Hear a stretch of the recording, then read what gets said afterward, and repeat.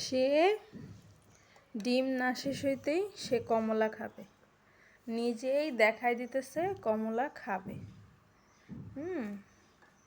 এই হলো অবস্থা। তুমি তো পারো। নাও, তুমি ছিল, আমি ছেলে দিব না। এটা তোমার একটা থেরাপি। হ্যাঁ, তোমার কাজ তোমাকেই করতে হবে। বহুত তোমাকে আদর করছি। কালকে রাত্রে তোমাকে অনেক মারছি আম্মু। কেন মারছি? দোকানের সামনে যায়া কেক, তারপরে জুস এগুলা খাওয়ার জন্য বায়না করছো। খাইছো, খাইয়া রাত্রে আর ঘুমাও না তুমি। মিষ্টি খাবার খাইলে এমনিই ঘুম আসে না, তারপরে তো তোমার সমস্যা নিষেধ। তারপরে তুমি খাইছো, খাইয়া রাত্রে 2টা পর্যন্ত আমারে জ্বালাইছো, শুধু কান্না করছো ঘুমানোর জন্য। পরে কি করলাম? তোমাকে মার দিলাম। এটা কি ভালো হইলো? বলো, এটা তো ভালো হইলো না। আমি তোমার যে মার দিলাম, তোমারই ক্ষতি হইলো, আমারও কষ্ট লাগলো। আমিও রাতের বেলা তারপরে আর ঘুমাইতে পারি নাই। আজকে সারা রাত আমিও ঘুমাই নাই ওরে মারছি দেখা। কি করব, মাঝে মাঝে এমন কিছু করে, তখন ধৈর্যহারা হয়ে যাই। আল্লাহ কবে যে এগুলা ঠিক হবে আল্লাহই জানে।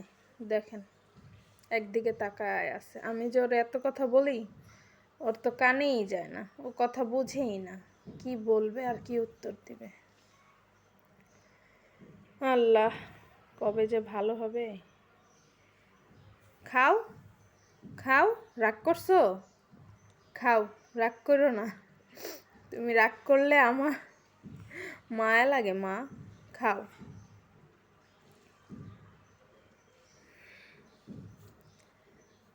তুমি খাও, তুমি তো পারো এটা খাইতে। এই যে এভাবে ছিলে, এইভাবে করে নাও, খাও।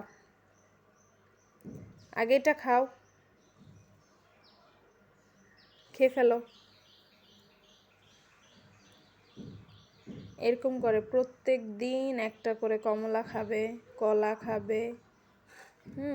তার খাওয়া দাওয়ায় অসুবিধা নাই, কিন্তু খাওয়া দাওয়া শেষ, তারপরে শুরু হয় ওর অত্যাচার। এই হলো অবস্থা। দেখেন কি করতেছে। মাঝে মাঝে অনেক বেশি কষ্ট লাগে। এখন একবারে সবগুলা খাবে। দেখেন কয় মিনিটে খায়। এরকম করে মাঝে মধ্যে।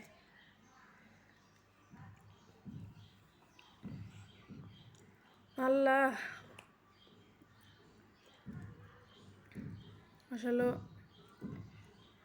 আল্লাহ সবই ভালো দিছে, শুধু কথাটাই ঠিক মতো বলতে পারে না। সবই বুঝতে পারে। এই যে নিজের খাবারটা নিজেই খাইতেছে, দেখছেন? নিজের খাবারটা নিজেই খাইতেছে, তারপরও মাথাটা ঠান্ডা থাকে না, হুটহাট মাথা গরম হয়ে যায়। কেউ বলবে ও বুঝে না। দেখেন কি সুন্দর করে খাইতেছে। আল্লাহ যে সব ভালো দিছে, শুধু মাথার ভিতরেই জ্ঞান বুদ্ধিটা কম দিছে। এই যে খাওয়া শেষ, তারপরে শুরু হবে ওর আরেক কাহিনী। তখন মনে ও আরবার ফ্রিজ খুলবে, যা দেখবে ফ্রিজ আর কিছু আছে কিনা, আরও কিছু খাওয়া যায় কিনা। এগুলাই করে সারাদিন। সারাদিনে মনে হয় 50 বার ফ্রিজ খুলে, আর আমি লাগাই, ও এগুলাই করে। বুঝছেন? এই হলো অবস্থা। ঠিক আছে, আল্লাহ হাফেজ। আর কি বলবো, এটাই কষ্ট, এটাই জীবন। মেনে নিয়ে তো থাকতেই হবে, কিছু করার নাই। আমি হাল ছেড়ে দিলে আর কেউ এই হাল ধরবে না, কারণ আমি তো মা, আর আমি তো হাল ছাড়তেও পারবো না। যাই হোক, সবাই দোয়া করবেন। ভিডিওটা অনেক লম্বা হয়ে গেছে। কি করব, মাঝে মাঝে আপনাদেরকে দেখানোর জন্য এরকম ভিডিও বানাইতে হয়। দেখেন ওর হাইপার অ্যাক্টিভিটির সময় ও কেমন করে, যখন নিশ্চুপচাপ থাকে তখন কেমন করে। মানে এদের নীরবতার যন্ত্রণাও অনেক বেশি, জানেন? এরা যে মানে দুষ্টামি করে যে জ্বালায়, সেটার থেকে বেশি কষ্ট হয়েছে নীরবতারটা, যেটা মানে সহ্য করার মতো না। একটু পর পর কান্না করে শুধু। এখন তো ভালোই চুপচাপ, খাবার আছে তো তাই আছে চুপচাপ। আল্লাহ হাফেজ।